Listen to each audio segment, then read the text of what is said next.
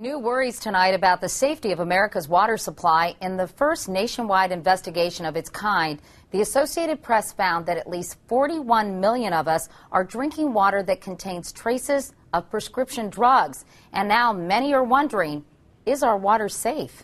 Here's Nancy Cordes. The Associated Press investigation reveals that nearly every drinking water supply in the country that's been tested for pharmaceuticals tested positive.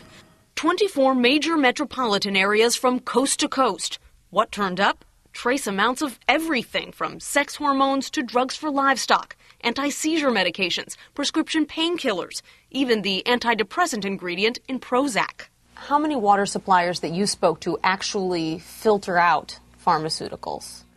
Virtually no water supplier we talk to will claim or can claim to entirely filter out pharmaceuticals because the treatment systems aren't designed to filter out pharmaceuticals. In Philadelphia, for example, scientists detected 63 different pharmaceuticals in the untreated watershed and 56 in the drinking water. Just a handful had been eliminated by filtration. The EPA doesn't yet even require water providers to test for them. Prescriptions have risen by 13% in the past 5 years to 3.8 billion a year, and Americans buy nearly as many non-prescription drugs. It all gets flushed through our bodies and into the water supply.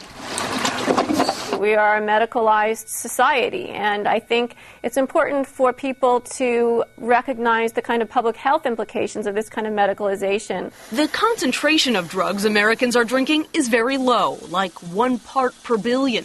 If you took a sugar cube and dissolved it in an Olympic-sized swimming pool, that would be just about a part per billion. For many chemicals, it may not be something to be concerned about. For some chemicals, they're actually designed to be active at very low concentrations like that. At the Stroud Water Research Center in Pennsylvania, they've examined links between waterborne drugs and the feminization of male fish. Essentially, the aquatic organisms are being bathed in these compounds. So what does it mean when a human drinks water that is contaminated with these same mixtures for decades?